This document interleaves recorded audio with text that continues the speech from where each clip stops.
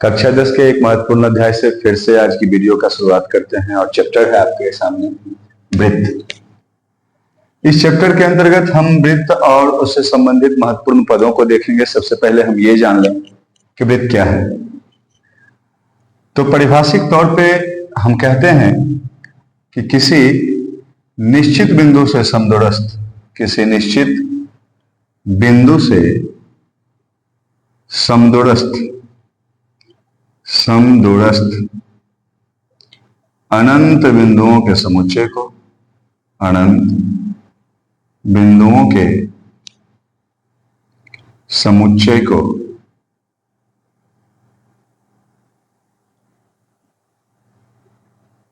वृत्त कहते हैं।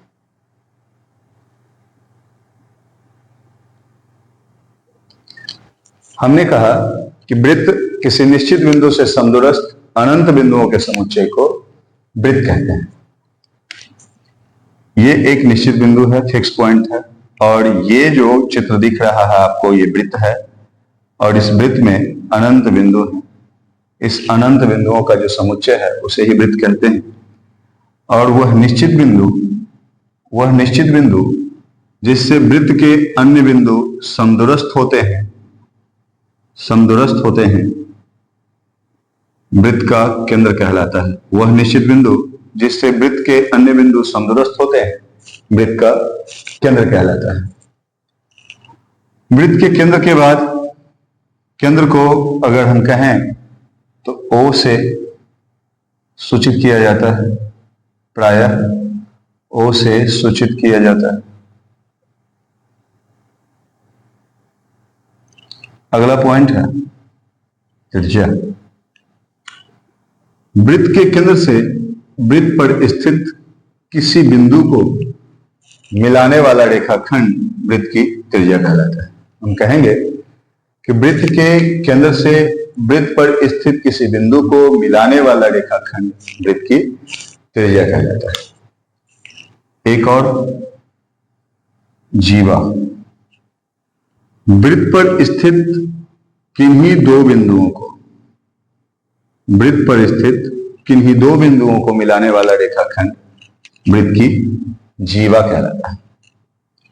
जीवा की परिभाषा, वृत्त पर स्थित किन्हीं दो बिंदुओं को मिलाने वाला रेखाखंड वृत्त की जीवा कहलाता है। इस प्रकार वृत्त की एक जीवा वृत्त को दो भागों में बांटती है जिसे वृत्तखंड कहते हैं। तो अगला पॉइंट आपका है वृत्तखंड।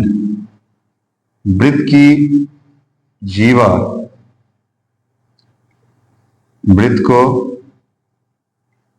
दो भागों में बांटती है। प्रत्येक भाग को वृत्तखंड कहते हैं। प्रत्येक भाग को वृत्तखंड कहते हैं। व्यास को परिभाषित करते हैं। व्यास वृत्त की सबसे बड़ी जीवा होती है जो वृत्त के केंद्र से गुजरती है।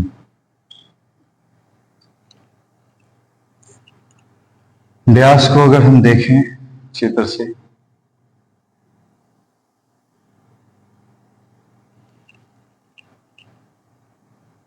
अर्धवृत्त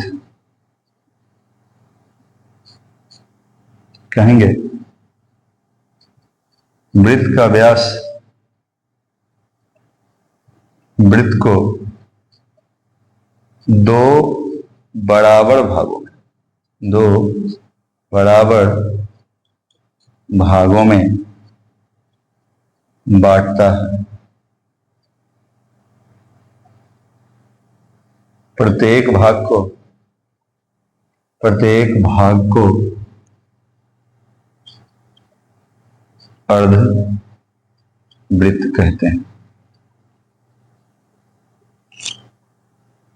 एक बार फिर से वृत्त और उससे संबंधित प्रमुख पदों को अगर देखें तो वृत्त क्या है?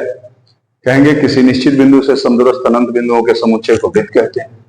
दूसरा, केंद्र कहते हैं कि वह निश्चित बिंदु जिससे वृत्त पर स्थित अन्य बिंदु समदूरस्थ होते हैं, वृत्त का केंद्र कहलाता है। वृत्त की त्रिज्या की बात करें तो वृत्त के केंद्र और वृत्त पर स्थित किसी बिंदु को मिलाने वाला रेखाखंड वृत्त की त्रिज्या कहलाता है। जीवा की बात करें तो वृत्त पर स्थित किन्हीं दो बिंदुओं को मिलाने वाला रेखाखंड वृत्त की जीवा कहलाता है। अब वृत्त की जीवा वृत्त को दो भागों में बांटती है, प्रत्येक भाग को वृत्तखंड कहते हैं। वृत्त की सबसे बड़ी जीवा वृत्त का व्यास कहलाती है, जो वृत्त के केंद्र से होकर गुजरती है। और अगला पॉइंट, अर्धवृत्त, तो वृत्त का व्यास वृत्त को दो बराबर भागों में बांटता है, प्रत्येक भाग को अर्धवृत्त कहते हैं। चलिए कुछ और बिंदु देखते हैं। जैसे अगला पॉइंट है आपका परिधि। वृत्त की परिधि से क्या समझते हैं? तो हम कहेंगे कि वृत्ताकार घेरे की माप को वृत्त की परिधि कहते हैं। तो लिख दें, वृत्ताकार घेरे की माप को वृत्त की परिधि कहते हैं। अब जैसे क्षेत्रमिति के तौर पर परिधि बराबर जब हम पढ़ेंगे 2πr, तो वृत्त से संबंधित जब क्षेत्रफल पढ़ेंगे तो और जो फॉर्मूला है उसको भी देखेंगे। फिलहाल वृत्त में जो ज्यामिति के तहत अभी चैप्टर में पढ़ना है, वृत्त की जो ज्यामिति है यहाँ, उसमें हमें पढ़ने हैं मुख्य रूप से वृत्त की स्पर्श एवं छेदक रेखा। छेदक रेखा, तो हम जाने कि स्पर्श रेखा किसे कहते हैं? स्पर्श रेखा कहेंगे कि वह रेखा जो वृत्त को एक बिंदु पे स्पर्श करती है। वह रेखा जो वृत्त को एक बिंदु पर स्पर्श करती है, वृत्त को एक और केवल एक बिंदु, वृत्त को एक और केवल एक बिंदु पर स्पर्श करती है, स्पर्श रेखा कहेंगे। और छेदक रेखा वह रेखा जो वृत्त को दो भिन्न बिंदुओं पे काटती है। ये अगर है तो इसको कहेंगे छेदक रेखा, और दूसरा अगर इसको कहें तो हमने पहले ही कहा था स्पर्श रेखा। छेदक रेखा की बात करें, छेदक रेखा कहेंगे जो वृत्त को दो भिन्न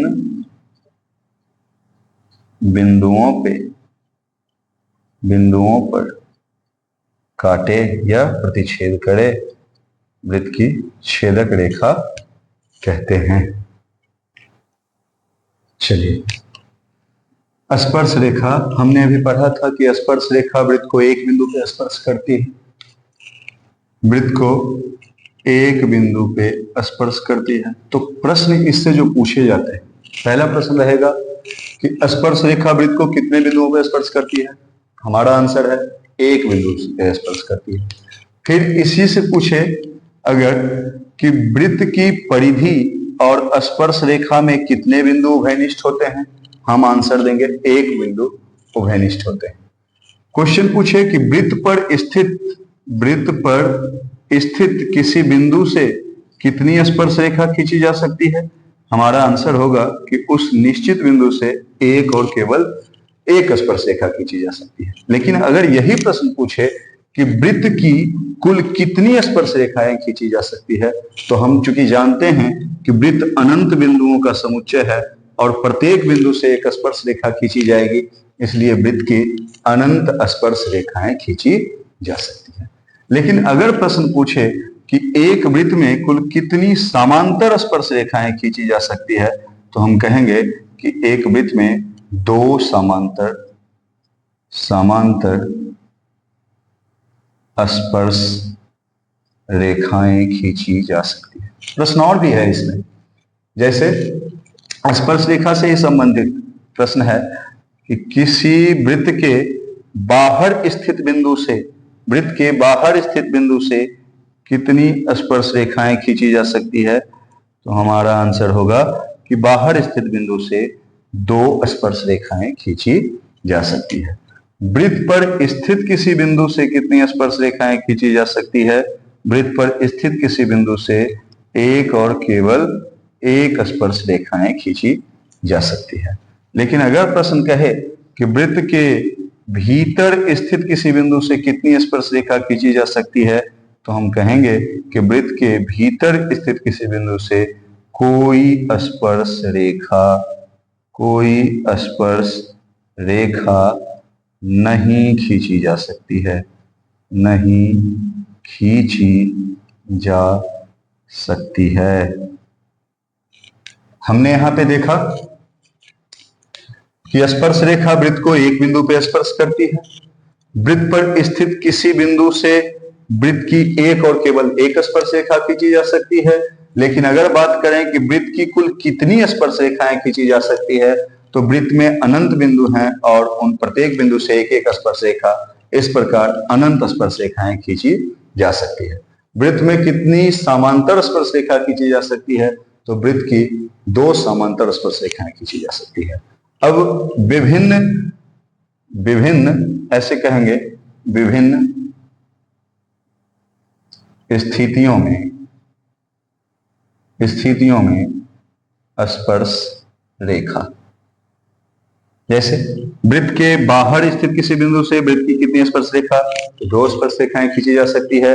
वृत्त पर स्थित किसी बिंदु से कितनी स्पर्श रेखाएं खींची जा सकती है, तो एक स्पर्श रेखा खींची जा सकती है।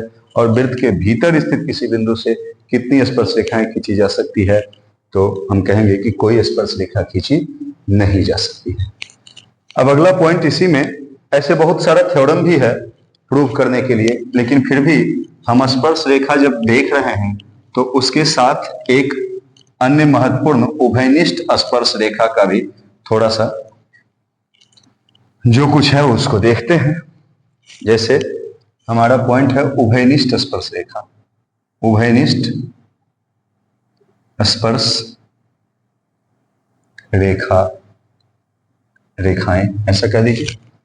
उभयनिष्ठ स्पर्श रेखाओं से तात्पर्य है कि दो वृत्तों की विभिन्न स्थितियों में कितनी स्पर्श रेखाएं खींची जा सकती है।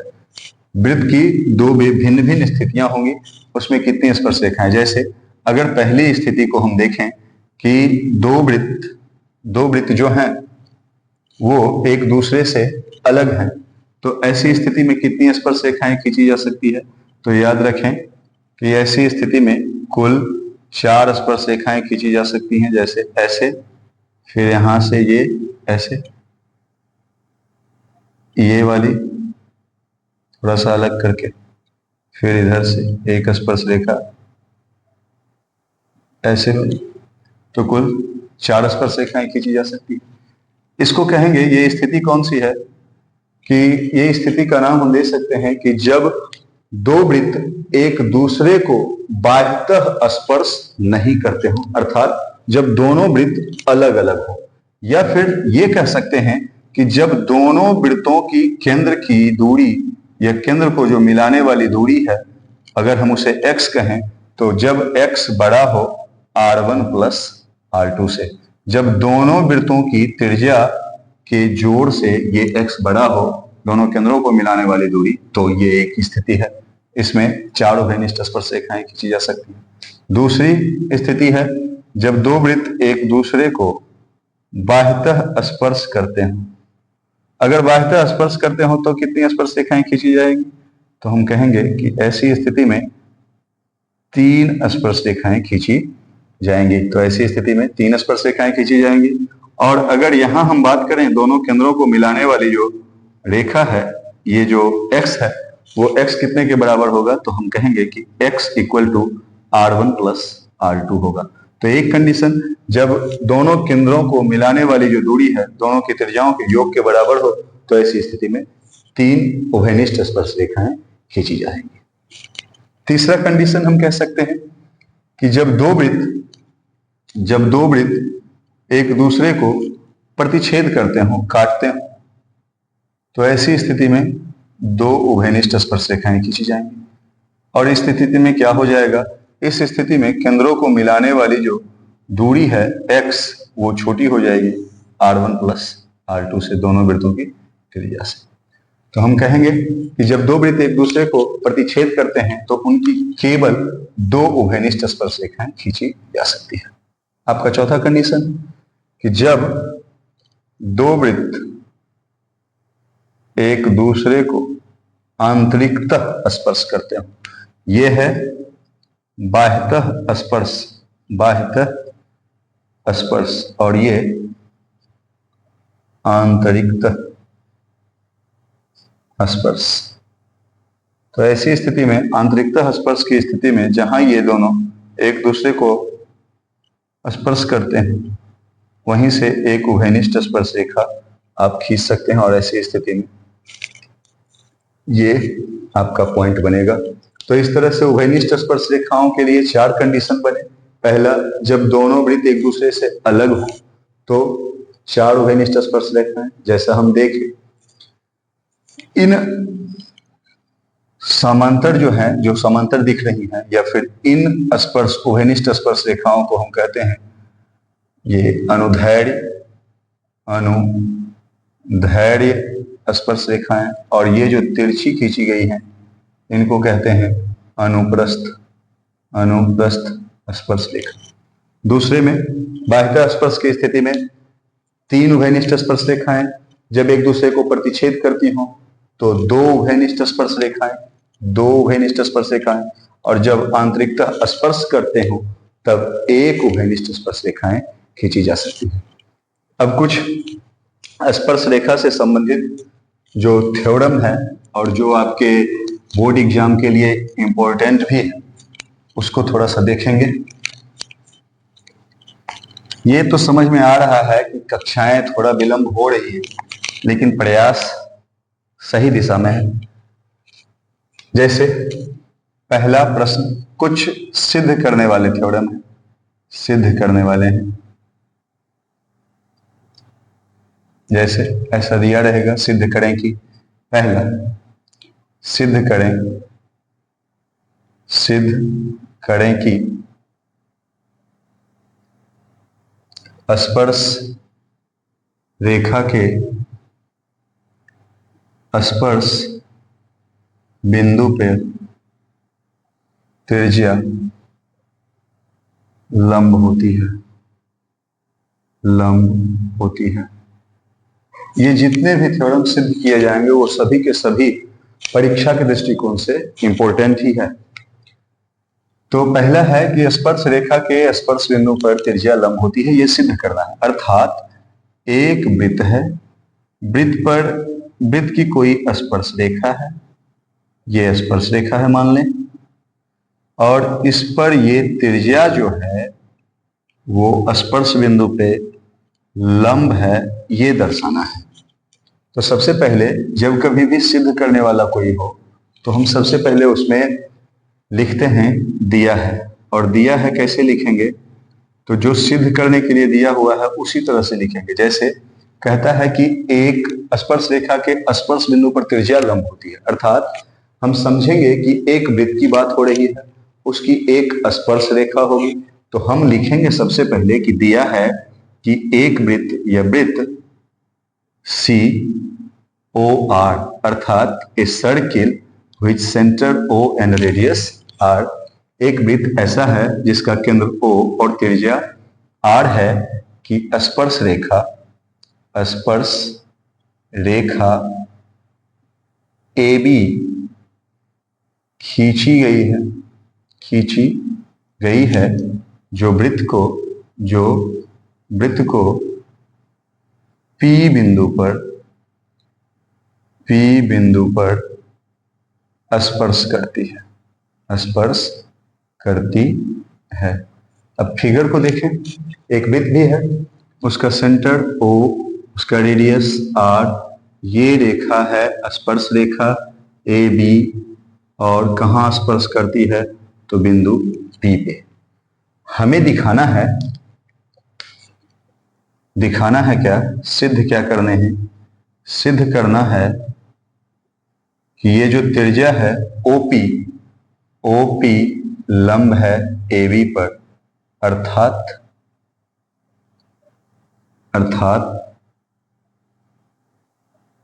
ओपी न्यूनतम दूरी है, न्यूनतम दूरी है। क्योंकि लांबिक दूरी जो होती है वो न्यूनतम दूरी होती है। अब हम इसके लिए प्रमाण दें, या उससे पहले प्रमाण देने के लिए रचना करते हैं। तो रचना क्या है कि हमने रेखा AB पर अन्य बिंदु लिए, हमने Q ले लिया, R ले लिया, S ले लिया, और तीनों को O से मिलाया गया है। हम दोनों ओर इन बिंदुओं को ले सकते हैं। अब आपको पता है कि जो भी रचना के बिंदु होंगे उन्हें हम टूटी रेखाओं से जोड़ेंगे। तो रचना क्या किया हमने रेखा AB पर तीन भिन्न बिंदु Q, R तथा S लिया। अब प्रमाण देंगे। प्रमाण क्या है? तो बिंदु Q, R तथा S के लिए, Q, R तथा S के लिए क्या हो जाएगा कि OQ greater than OP, OR greater than OP, और OS ग्रेटर देन OP। हम देख रहे हैं कि इस स्थिति में ये जो OP है और अन्य जो बिंदु हैं Q, R और S, ये OP से बड़ा है।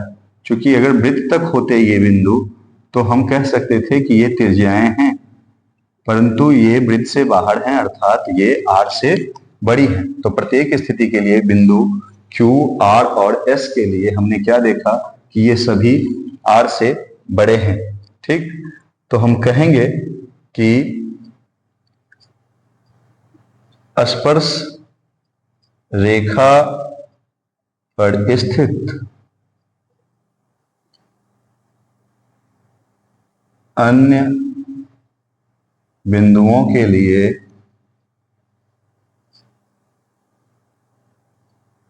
केंद्रीय दूरी अधिक है, जबकि OP न्यूनतम केंद्रीय दूरी है।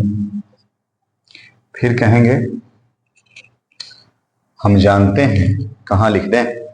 यहां लिख देते हैं। हम जानते हैं कि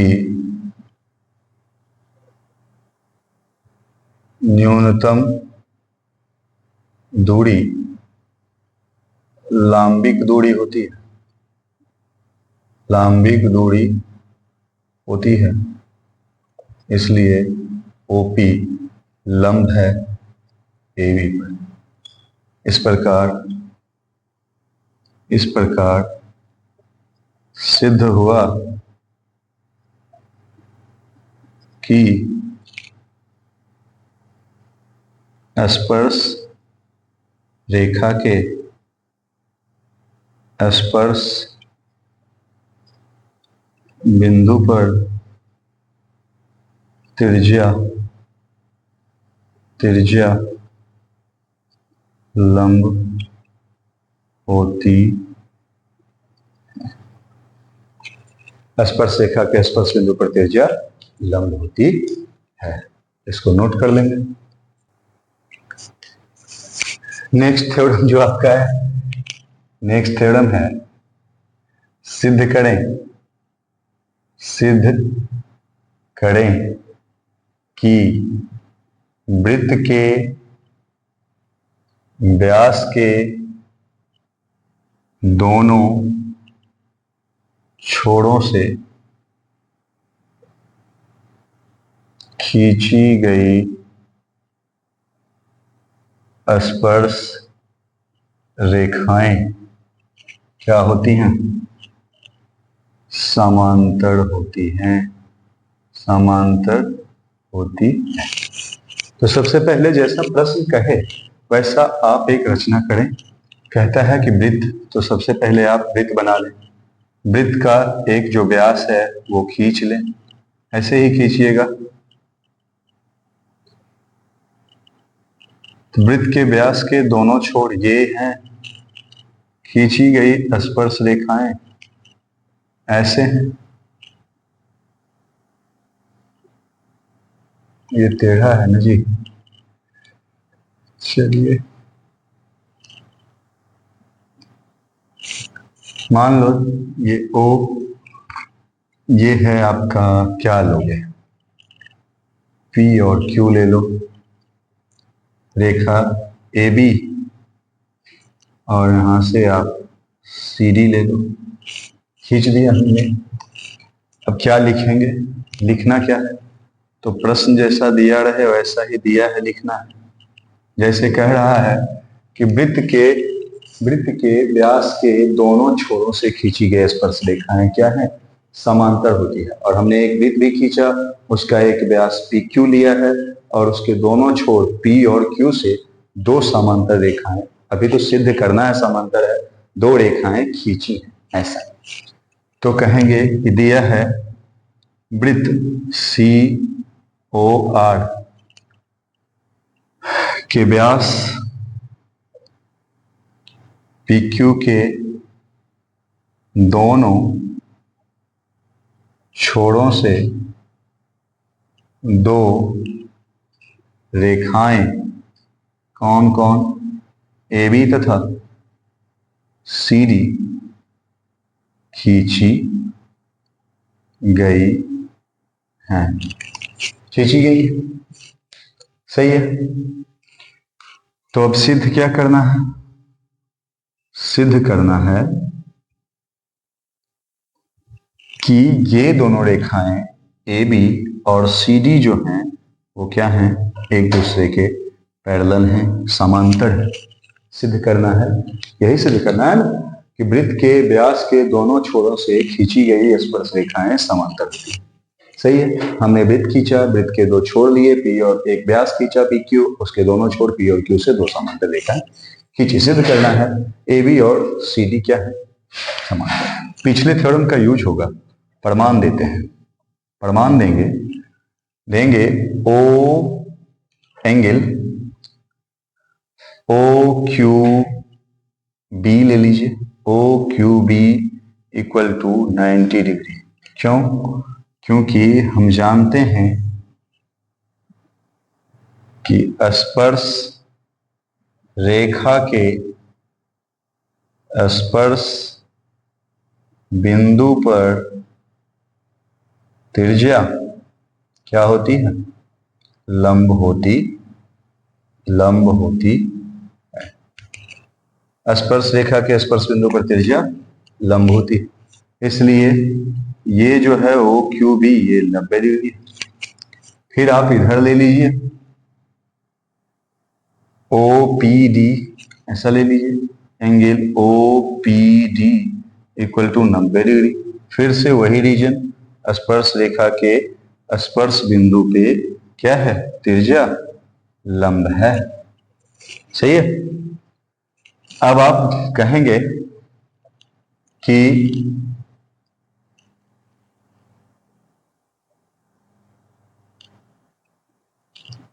कोण OQB, ऐसा कोण OQB तथा कोण OPD क्या है? एक ही ओर के अंतःकोण है, जो क्या है, समपूरक है, जो समपूरक है। समपूरक आपको पता होगा कि वैसे दो कोण जिनके मापों का योग 180 डिग्री हो क्या कहेंगे, समपूरक कोण कहेंगे। तो इस तरह से कोण OQB और OPD एक ही ओर के अंतःकोण हैं जो समपूरक हैं, इसलिए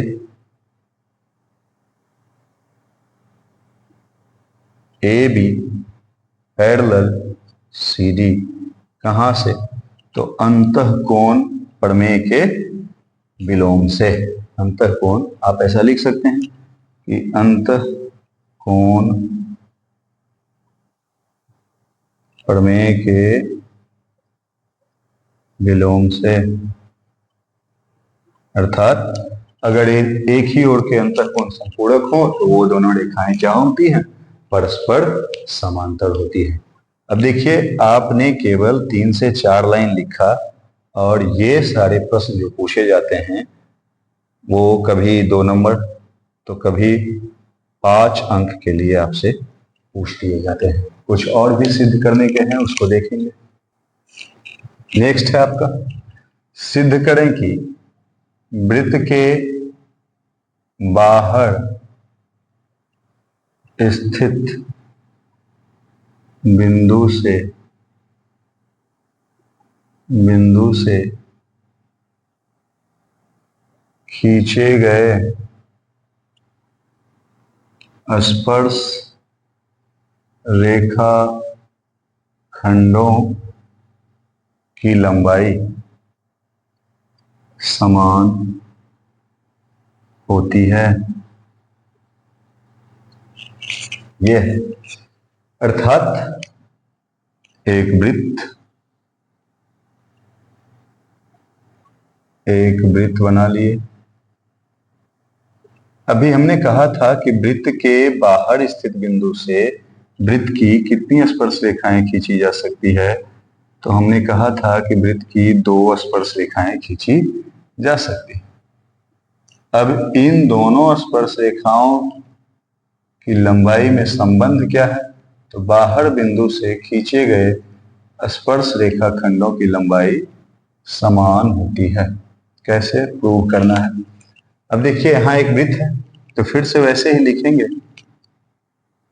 दिया है प्रश्न से वृत्त के बाहर स्थित बिंदु से। अब एक वृत्त जो है उसके बाहर स्थित बिंदु P से यहाँ पे 2 स्पर्श रेखाएं PA और PB खींची गई है। तो लिखेंगे कि दिया है वृत्त COR के बाहर स्थित बिंदु P से वृत्त की 2 स्पर्श रेखा, कौन से, PA तथा PB खींचे गए हैं। सिद्ध क्या करना है, सिद्ध करना है कि स्पर्श रेखा खंडों की लंबाई समान होती है। तो सिद्ध करना है, लिखेंगे कि PA इक्वल टू PB। बड़ा ही इजी है, सिद्ध करने के लिए रचना भी करना पड़ेगा। रचना भी कोई खास नहीं। रचना क्या है, रचना है आप O से A को, O से B को और O से P को मिलाएं। रचना क्या करेंगे, O से बिंदुओं A, P तथा B को मिला दिया, वो लिख दें। अब देखिए ये आर है, ये आर है, तो लिखेंगे इस तरह से 2 त्रिभुज बन गया, त्रिभुज OBP और त्रिभुज OAP। प्रमाण देंगे, प्रमाण क्या है, त्रिभुज OAP तथा त्रिभुज OBP में क्या लिखेंगे? ओ ए बराबर ओ बी बराबर आर। क्या है? वृत्त की त्रिज्या है, वृत्त की त्रिज्या है। फिर से लिखेंगे कोण ओ ए पी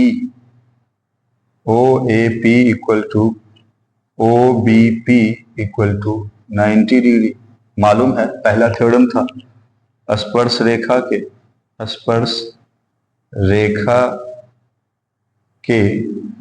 स्पर्श बिंदु पर त्रिज्या क्या होती है? लंब होती है। आप ये भी लिख सकते हैं कि स्पर्श बिंदु पर त्रिज्या लंब होती है। फिर इसमें भी देखिए OP बराबर OP, ये क्या है? उभयनिष्ठ है। दोनों ही त्रिभुजों में उभयनिष्ठ है। अब हम जिस त्रिभुज की बात कर रहे थे, त्रिभुज OAP, इसमें एक कोण 90 डिग्री है, एक भुजा बराबर है और उसका हाइपोटेनियस अर्थात कर्ण भी बराबर है, इसलिए लिखेंगे RHS सर्वांग समता से। क्या? सर्वांग समता से त्रिभुज OAP सर्वांग सम त्रिभुज OBP। इसलिए क्या मिल गया हमें? PA बराबर PB। कहां से? CPCT से प्रूव्ड हो गया। अब ये है क्या CPCT? तो आपको पता है, congruent corresponding part of congruent triangle, ये भी इंपॉर्टेंट है। तो आज के लिए बस इतना ही। आपने हमारे सामने वृत्त के महत्वपूर्ण बिंदुओं को देखा, जैसे हमने वृत्त को पढ़ा, दूसरा केंद्र को पढ़ा, त्रिज्या पढ़ी, वृत्त की परिधि को पढ़ा, जीवा पढ़ी, व्यास को पढ़ा, वृत्तखंड को पढ़ा। अन्य जो महत्वपूर्ण भी होंगे जैसे त्रिज्यखंड, वृत्तखंड का क्षेत्रफल, वो हम क्षेत्रमिति में पढ़ेंगे। और वृत्त की स्पर्श रेखा, छेदक रेखा को पढ़ते हुए उभयनिष्ठ स्पर्श रेखा को पढ़ा, और अन्य महत्वपूर्ण जो थ्योरम थे जो परीक्षा के लिए बहुत ही महत्वपूर्ण और उपयोगी हैं, उनको हमने सिद्ध करने का प्रयास किया है। आज के क्लास में बस इतना ही, और जो कुछ थ्योरम बचा हुआ है, कुछ प्रश्न हैं, वो सभी अगले वीडियो में आपके सामने लेकर आएंगे। आज के लिए बस इतना ही। धन्यवाद।